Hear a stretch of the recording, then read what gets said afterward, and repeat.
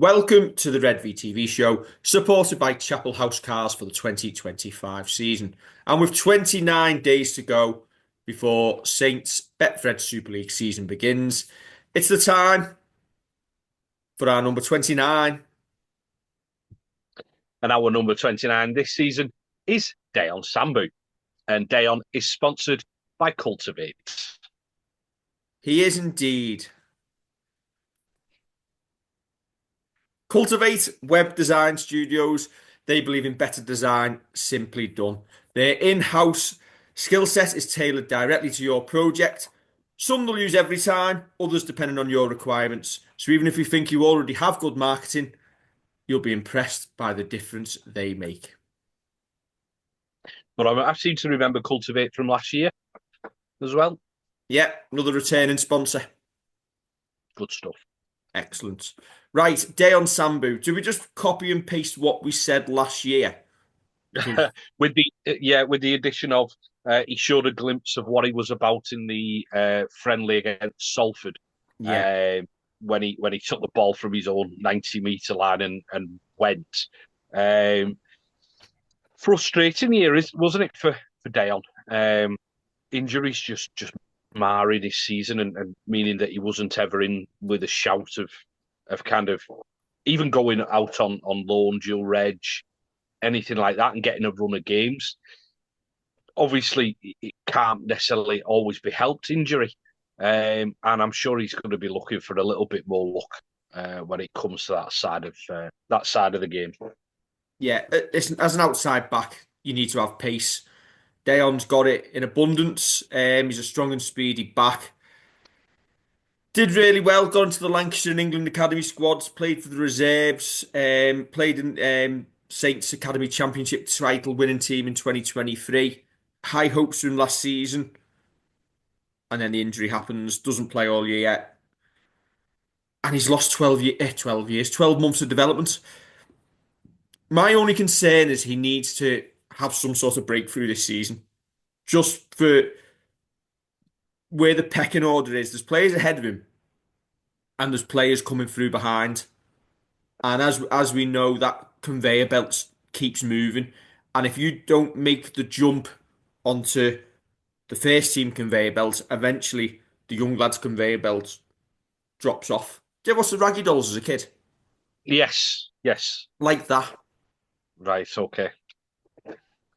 That's one for all of our younger audience to be thinking. The Raggy Dolls, what are they on about?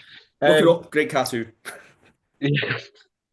yeah, we spoke about Owen Dagnall and the fact that he's got pace, and he was in and around the setup last year.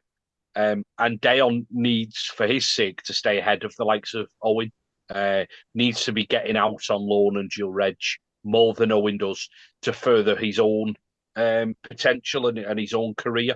Um, it's a tough one, isn't it? It feels like it's really tough for the outside backs to kind of make it and come through. And you have a look. I think I've already mentioned the likes of King Guildford and Ben Lane and people like that who have made an appearance or two, and then just whatever reason just been overtaken by other players, deemed not quite what Saints need and what Saints want at that moment.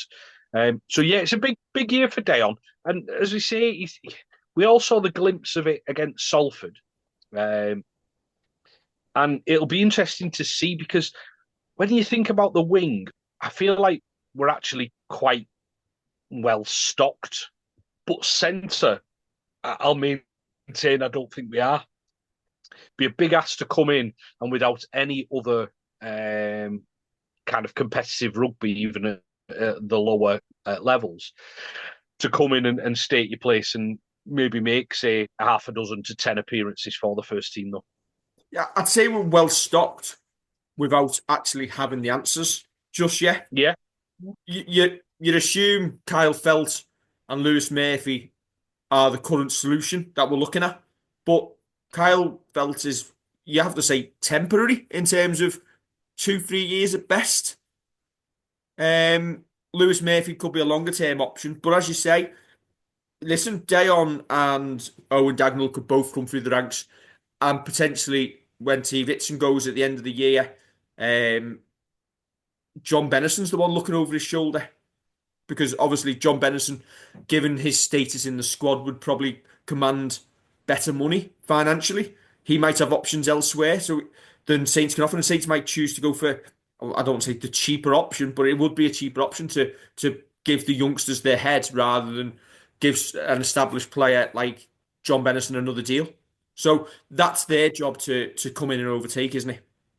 Yeah, it is. It's their job to come in and overtake. You're right that we've got to manage a salary cap as well. And when players do come through, if they are as good as, if not slightly better, or showing more potential, I'm not just throwing this at John Bennison. It's about anybody. But if they show that potential, then yeah, you're gonna look at keeping them on rather than someone who's on a bigger wage. It's just how a salary cap works. I genuinely hope Deon does have a good year, nice injury free, and whether we'll see him in a first team shirt, I'm not sure. We may well go down the route of playing again square pegs in round holes, where you've got Joe Batchelor filling in at centre if need be, and things like that. But it'd be nice to see someone with genuine pace getting their shot. See, you've just mentioned like Batch playing at Yeah. centre potentially there, like Morgan Knowles, and I liked playing at nine. I don't want to see that. For me, Yes.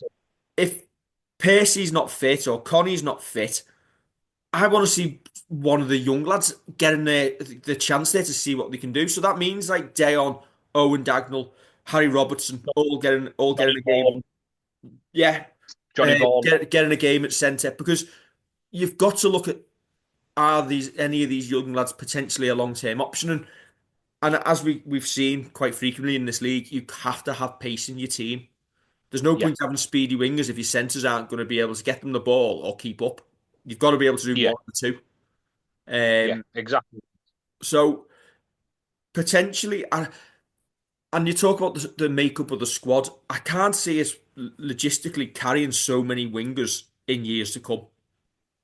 So, No. so Dayon or Owen Dagnall or the likes have got to either be a utility centre wing to be able to cover both, or, as you said earlier, pushing to be in a centre. Yeah. Yeah. I can't see it because, as you say, when you get to like the younger lads, the utilities, and you mentioned Harry Robertson, who we'll talk about in a couple of days, them learning the trade may well be they get thrown out on the wing.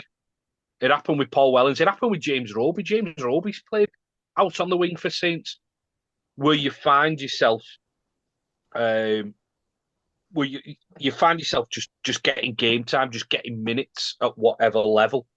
And with Day on it, as I say, because we've got kind of, I am going to call it a kind of a worry-ish centre. Percy plays over the past 2 years has played 70% of games. Connie's obviously coming back from a big injury. Then you're down to second rows, Ben Davis, Johnny Vaughan, who's just a second year professional, and you're not expecting him to play 20 odd games at centre as much as the lad probably would like to. You need these players coming in and finding the way and possibly being dipped in and dipped out. A bit like, again, we'll talk about him in a couple of days, but Harry Robertson, who needed that break from the first team because you don't throw lads in for 20 odd games at a time. Yeah, indeed. Right, Kev. That, I believe, is Dayon done and dusted. Excellent. Rolling through these. Right. Don't forget to like, share, and subscribe. And we'll be back tomorrow with another player preview as we build up to the new season. Catch you soon.